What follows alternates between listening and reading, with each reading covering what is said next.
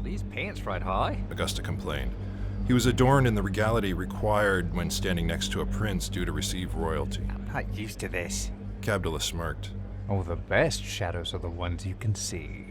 I'm sure that's not true. They entered the receiving chamber, not as grandiose and pompous as the hall, though tapestries and flags offered some notability. The room was still dominated by a singular oak-carved high chair fastened with semi-precious stones and cushioned in purple leather. A carved and ornate desk forged from maple and metal sat in front. Great halls were reserved for public events. This was not one of those moments. 2 guards strapped in weathered chain and dented plate stood at attention, still with helmets donned. These are them? Cabdilla asked as he orbited in front of the men. The heroes of the day. Yes. Augusta answered, remaining by the door. Katona and Surrender.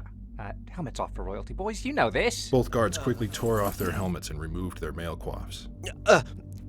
Sorry, sir. Surrender shouted back. Never acted in court, have you now? Cabdilla teased. No, sir.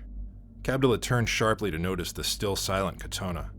The prince smirked. Augusta, were you aware one of your boys was of the superior variety? Augusta perked a brow and circled around to notice Katona's cropped straight dark hair that ended above her brow. Familiar. Laxed restrictions in the military, I see. Cabdilla resumed. Stricter for the courts, Your Highness. Katona answered.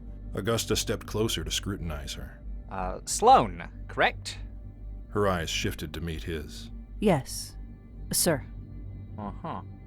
My report skipped on your given names? She kept silent as he smiled and turned to follow Cabdilla as he walked around his desk and sat on his throne. Cabdilla motioned his friend closer to hear his whisper. Too delicate for war? You are her. Testy. Are still heroes, are they not? Don't misconstrue. I'm rather enjoying this. In fact, I'm fond of bringing this one into our inner circle. Augusta only offered a blank stare back. The gaze was cut short when the octonate Cardinal Maccus burst into the room, followed by a pair of Silentine guards. Oh, no royal reception? Maccus snapped. Augusta knew the bravado was intentional and tolerated it. He noticed Katona firm her grip on her weapon, loyal to the crown before the church, just as Augusta would want it. I'm not the king, only his steward. Only hours until that changes, I was told. Oh, how would it look if I took the throne while the true king took breath? Very true.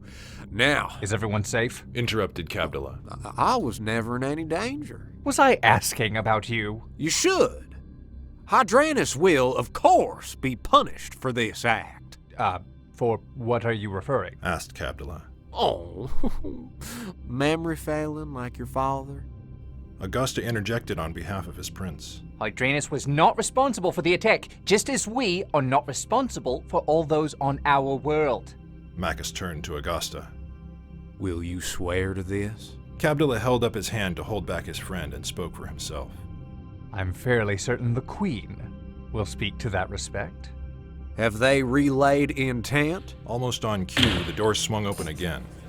But this time, it was Queen Mana Sedana Hydranus with her entourage that entered. Consider this intent relayed, She said. Cabdilla stood. Everyone else bowed. She was stunning in her velvet, silken furs. Her long gown ran under a luxurious tunic. Embroidered lace and gems further accented her far from reserved attire. Prince Cabdilla. My queen. Ever the ravishing. Still regret the nullification? Every minute after my father announced it. Last word, still had you saved for Pixis. And now? Only a king can be suited for a queen. Ugh, can the Cordon be excused for a later assignation, perhaps? Snapped Maccus. Hydranus was not responsible for the attack. As you know, we obey the Halisegro ban on forbidden machines. Outside of the tethers and cable vans, of course. Based on a treaty older than our grandfathers, Cardinal. Mana turned to Cabdilla. My Prince Regent, I speak for my kingdom. Our doors are open for investigation. In time, Answered Cabdilla. but the conclave is safe, the message secured. Indeed, said the executor Silaxus as he entered. The room was getting crowded. It was hard for Augusta to read a machine's intent, especially one as well-mannered and civil as Silaxus. Its mouth didn't move, a smooth, gilded facsimile of a pale, pearl-colored face. It was taller than anyone else. Augusta noted the exposed synthetic muscles between the machine's shoulder and head. Nothing was living in that shell. I agree with the assumption Hydranus was not guilty of the attack, but they may still be responsible. That remains to be seen. This is stolen theotech, or an out-of-place artifact. Regardless, witnesses are appreciated, as are the heroes of the day. They will be recognized, yes? Cabdilla motioned to Katona and Serenda, unexpected to be in the limelight. To be members or lords of my guard. In time. The two guards attempted to remain stoic. For Serenda, it wasn't working, and he started to smirk. Assuming you ascend. A safe assumption, to be sure. Macus stepped in. Only by blessing of the church. Matters yet to be discussed. I am to take leave until called then. As everyone else. Barked Macus. Anyone not built or touched by gods started to make for the exit. Cabdilla stopped Augusta. My master of coin stays. Master of coin! You claim I should start acting kingly. Macus turned to his entourage. Take the streets. He ordered. Make a presence. Leave the carriage. Your men need escorts? Augusta asked. No, snapped one of the knights. Oh, good. Now, so they won't mind if mine simply watch.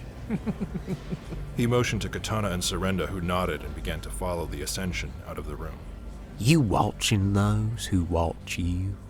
Out of admiration, Cardinal. Purely out of admiration.